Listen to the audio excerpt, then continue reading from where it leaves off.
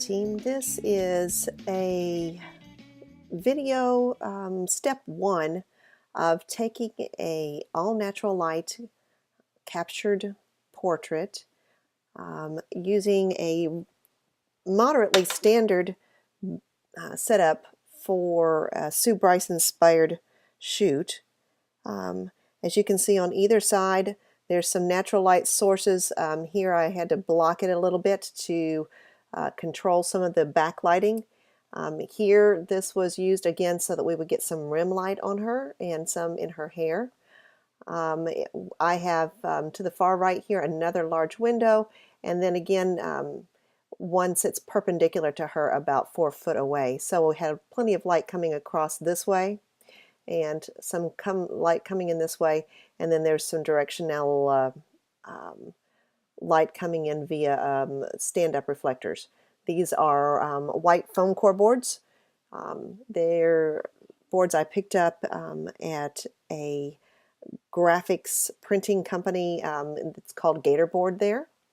Anyhow, so as you can see, in this situation, I didn't do the greatest job capturing this. I didn't do the greatest job setting it up. Pregnant mama was well into her pregnancy and having a hard day, and so I cut my setup really, really short. Therefore, I end up having things like spilled light here. I have the black backdrop is caught under her foot, and so this image actually ended up being fantastic and one that I am painting using Corel Painter. But for today's purpose, what I'm going to do is show how to use a variety of Sue's small techniques that make big impact in your final portrait. Bear in mind, every single time, if you set up the shoot and capture it correctly, you don't have to do nearly as much in Photoshop. Nothing replaces a good capture. So that's not what this is about, but this is learning to use your tool, Photoshop, in a way that you can take images that, to me, this was a beautiful look on her face and the way she was caressing her baby-to-be, and it was worth the extra work for me. And for you guys today, it's going to show you the first of several steps needed to take it from this to pre-painting this.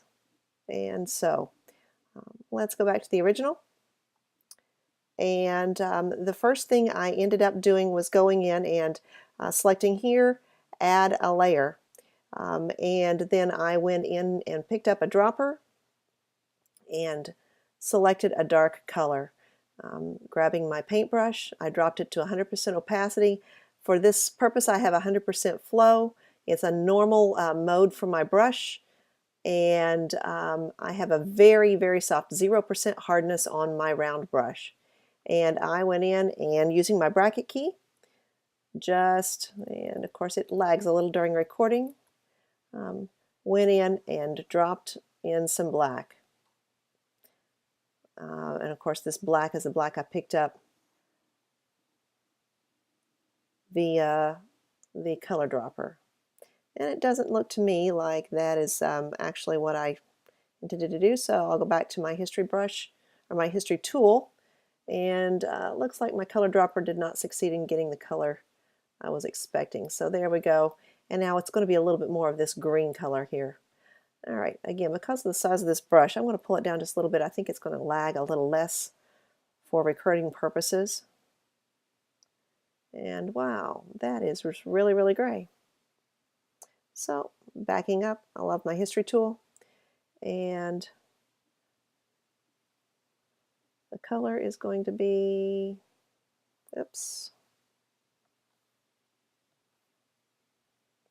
this dark green black. And looking at the top of the arc there, you can see the new color coming in, and there's where I'm going to go with, I do believe.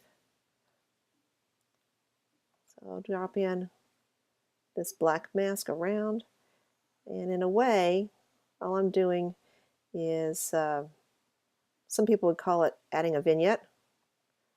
For me, I am extending the background because I know I want it to go to black or a near black.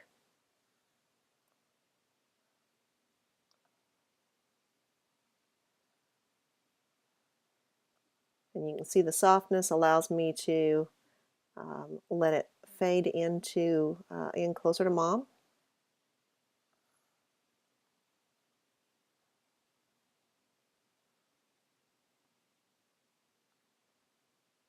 And so there in general you have the added backdrop.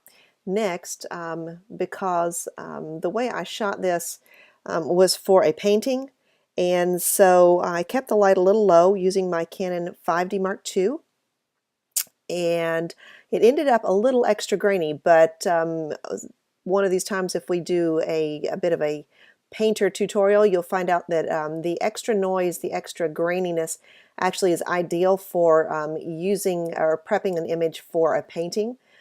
So it's not a problem for the purpose of today. Meanwhile, you can see if you go in really close, you can see that we have a really smooth finish right here as opposed to the grain around here. And so what I want to do is, excuse me while I build my screen back out here for you.